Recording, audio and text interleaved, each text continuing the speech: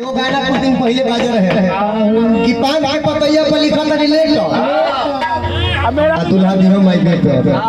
हमर ब्याह के गाना रे प्रमोद भैया के गाना बड़ी बाज उहे गाना सुन के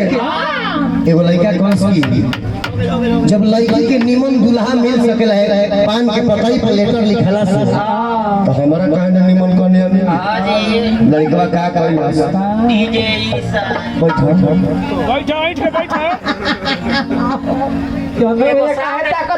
एगो साउंड नहीं लड़का तो हल बैठा ना कलश के हे माई बोल बेटा माई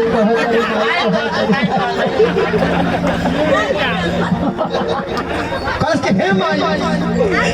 एगो काम करी हे माता हम रउरा सबसे निमन जो चीज लागेला वही पर लेटर लिख देते हमरा के एगो सुगर मेहरारू देव तथास्तु लड़का वाला लेटर लिखता देखो इने भाई है पैसा बना रहा भाई 100 रुपया भैया के तरफ से बहुत बहुत आशीर्वाद बा कोटि कोटि नमन बना रही सही अगर बियाह ना भइल तो हो जाए तारा तेरे तो पुनियो करत है हम चिन्हत नहीं कहे वाला रहे अब हम ई सोचत रही कौन नाता लगाई तारा से देखिए हमार बड़ भाई शेखर भैया जीजा जी तब पूछे हमने वो है लगल झूठ का कहे के बा ए बबुआ यही तरीके से लड़का लेटर लिख देले बा जब लेटर लिखा एक दिन के बाद बथुआ के साग समूह बना के बर के पेड़ के नीचे बैठल बा संगतिया पूछल काहे रे ए कने बहरे से गुरे लाई संगतिया पूछल के का भाई कलश के का कहे हम हो लड़की के देखा देखी पान के पतई पर लेटर लिख दे लेकिन मेरा ठीक नहीं कलश का भाई ना के तो सास रख दिया तो लड़का गावत अरे तो पान के पतैया अरे लिखल रही लेता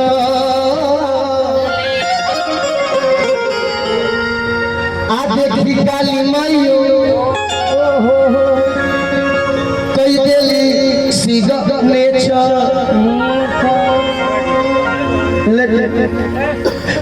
मैं हरा रो मिलल थे था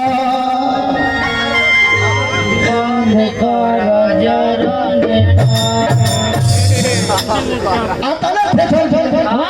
भागो भरा उतरी आतना थे में हम ना जानत रहे खाना बना खाना नहीं खाते एक खातिर तरह से बिया भइल खाना बना तो खाना नहीं अरे नदिया सीधा गोबर पलट पर दे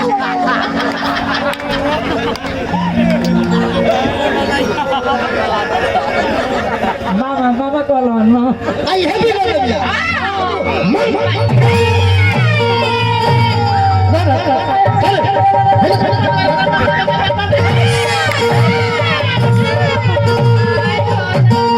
बीजे मारो ये भी बोल दिया लड़का गाना का होता भाई लोग बिरहा बात में बड़ी मजा हो बिरहिया लोग गावेला कि मैं हरा रो मिलल थे थर में हरा रो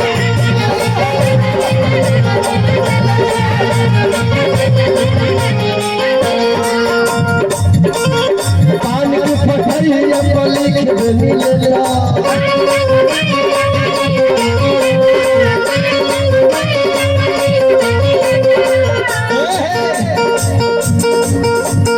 पान के पतैया पर लिख देनी लेला में हरा रो मिलल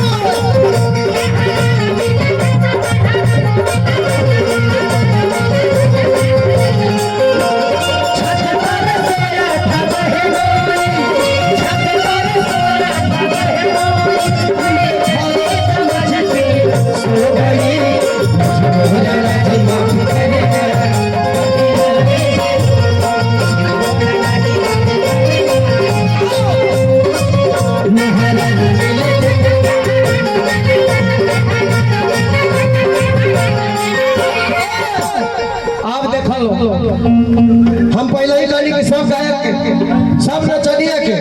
आ सब भजनिया के भजनिया न बजवैया कि अपन अपन तरीका होला। ए बाबू